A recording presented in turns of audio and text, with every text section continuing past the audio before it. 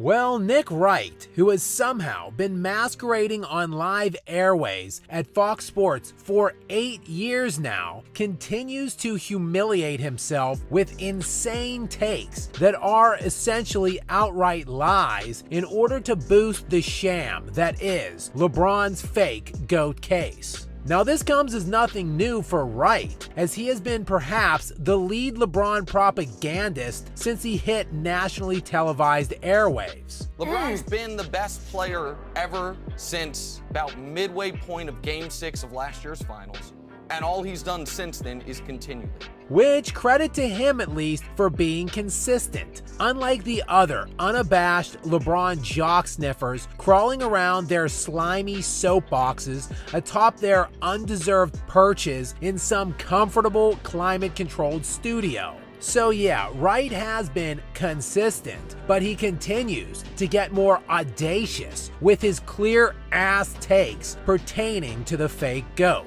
And this recent nugget by Wright has been percolating around the cesspool that is Twitter, I mean X, and as far as I can tell, it appeared on his YouTube channel called What's Right? Which is ironic because there is nothing but wrong information in this nearly 10-minute rambling diatribe against Michael Jordan, in which Wright claims LeBron had the higher peak, or at least a comparable one.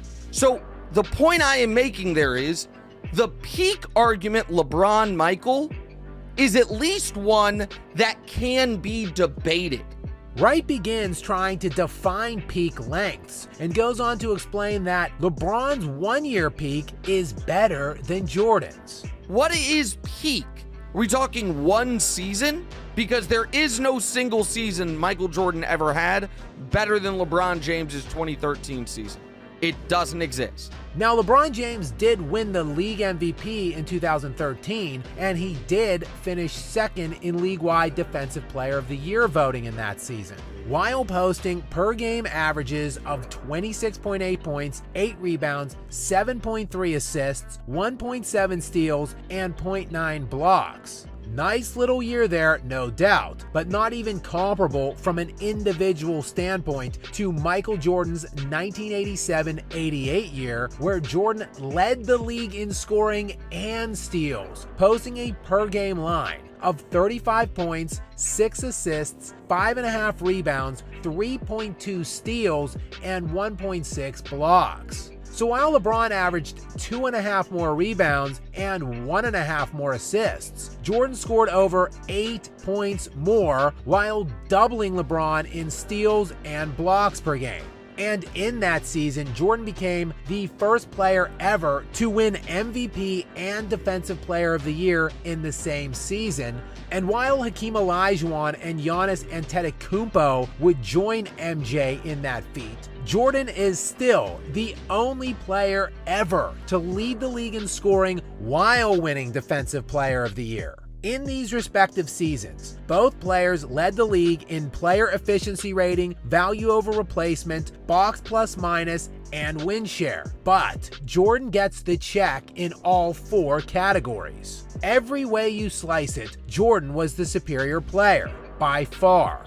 But Wright would go on to hilariously dismiss this season for Jordan because, wait for it, he didn't win a championship.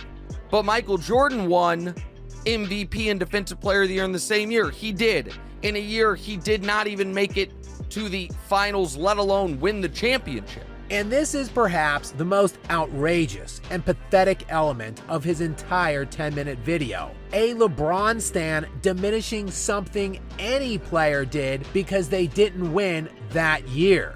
But oh, I thought winning didn't matter. Is that not in fact the entire premise that LeBron's flimsy-ass fake GOAT narrative has been constructed by the clutch sport plant weasels such as Wright? It's a complete crap.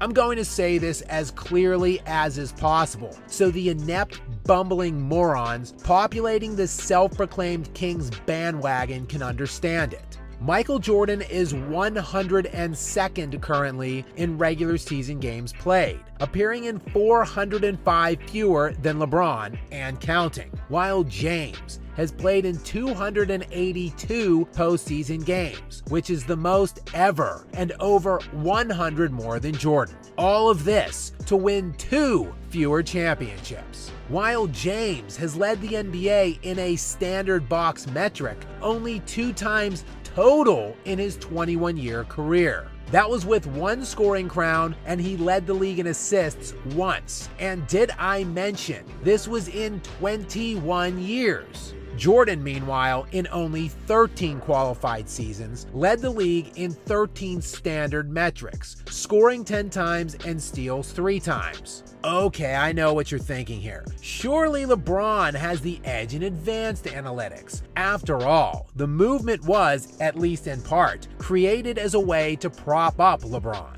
Well, you might be thinking that, but you'd be wrong, because Jordan easily clears LeBron in advanced crowns as well, leading the league 69 times in an advanced field to LeBron's 45. And again, this is in 8 fewer qualified seasons and counting.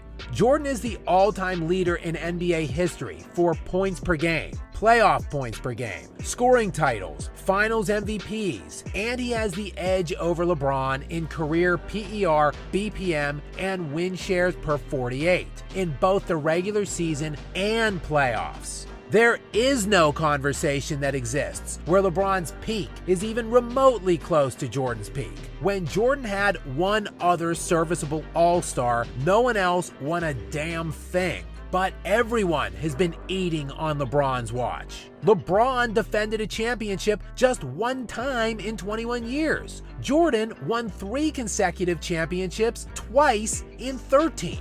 Not only does LeBron's peak fall substantially short of Jordan's, there is a case for a multitude of others owning streaks that were superior. So perhaps the ignorant LeBron stooges populating the mass media should stick to the script and keep blathering on about things like longevity and counting numbers. It's clear if you know all the facts. It's the only case they can viably make for their fake king.